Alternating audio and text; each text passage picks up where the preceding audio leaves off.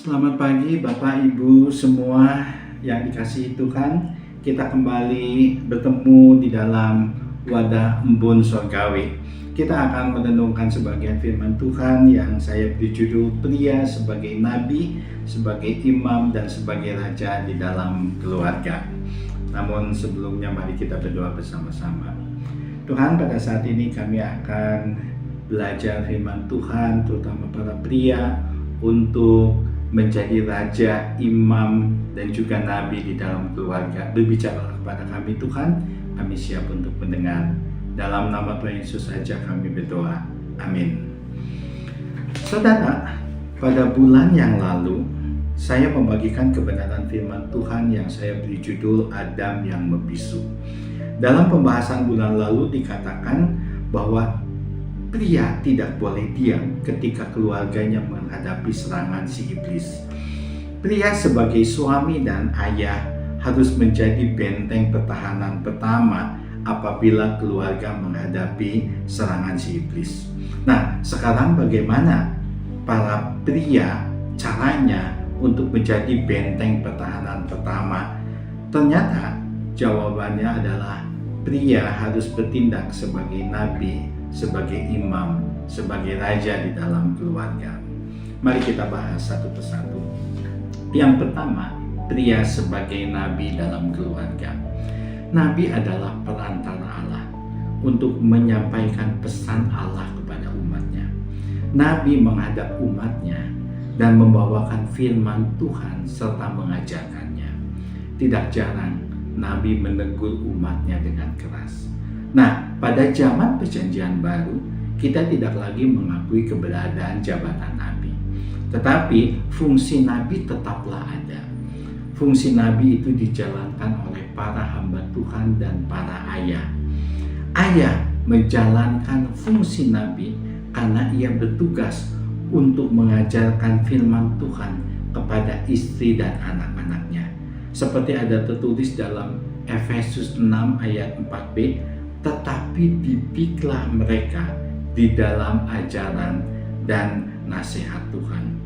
Di dalam Amsal 22 ayat 6 dikatakan, didiklah orang muda menurut jalan yang patut baginya, maka pada masa tuanya pun ia tidak akan menyimpang daripada jalan itu. Di dalam Alkitab ada kisah tentang Obadya, tetapi bukan Nabi Obadya. Ia adalah Obadya yang bekerja sebagai kepala istana Raja Ahab. Raja Ahab dan istrinya Isabel sangat terkenal jahat. Obadya bekerja pada mereka sebagai kepala istana. Karena jahatnya, Isabel memerintahkan membunuh para nabi Tuhan. Tetapi Obadya malah menyembunyikan 100 nabi Tuhan. Mengapa ia begitu berani membangkang perintah raja? Karena sejak kecil ia takut akan Tuhan. Obadya bekerja pada orang jahat, tetapi ia tidak menjadi jahat karena pengaruh pendidikannya sejak kecil. Jadi, saudara, penting sekali sebagai seorang pria berperan sebagai nabi bagi keluarganya untuk menjadi wakil Allah, untuk mengajarkan firman Tuhan kepada istri dan anak-anaknya. Yang kedua, pria sebagai imam dalam keluarga. Imam adalah perantara umat untuk menghadap Allah dan meminta pengampunan bagi umat. Imam menjadi juru syafaat bagi umat Tuhan. Di dalam Ayub pasal 1 dikatakan bagaimana Ayub berperan sebagai imam bagi anak-anaknya. Ayub selalu berdoa bagi anak-anaknya, memohon ampun atas dosa-dosa mereka. Kebiasaan Ayub ini menunjukkan kepada anak-anaknya bahwa hubungan dengan Tuhan amatlah penting. Sebagaimana Ayub yang adalah imam bagi keluarganya, demikian juga para pria yang adalah imam bagi keluarganya.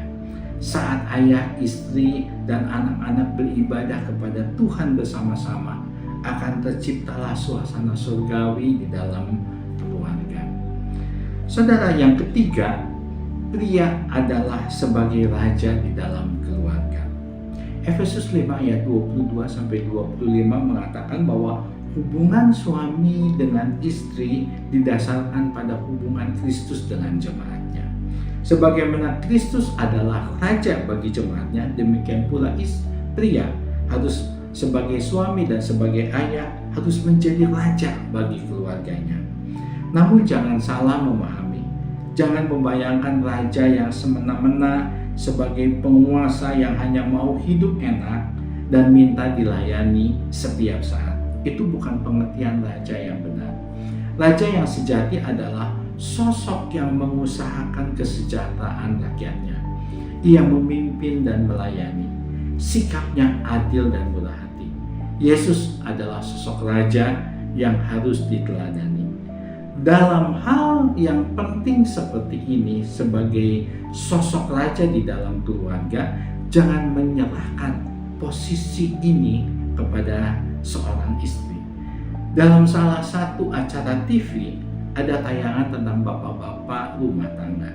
Bapak-bapak yang berganti peran, dia mengurusi rumah tangga, sedangkan istri bekerja mencari nafkah karena dengan alasan gaji istri lebih besar. Nah, peran yang bertukar seperti ini akan mengkhawatirkan seorang pria akan kehilangan perannya sebagai raja di dalam keluarga yang mengusahakan kesejahteraan akan rakyatnya. Jadi, jadilah pria yang dekat dengan istri dan anak-anaknya. Jadilah pria yang melayani dan memimpin keluarganya dengan kasih. Mari kita berkaca kepada kepemimpinan Kristus kepada jemaatnya. Jadilah pria yang menjadi nabi, raja, dan imam bagi keluarganya. Amin.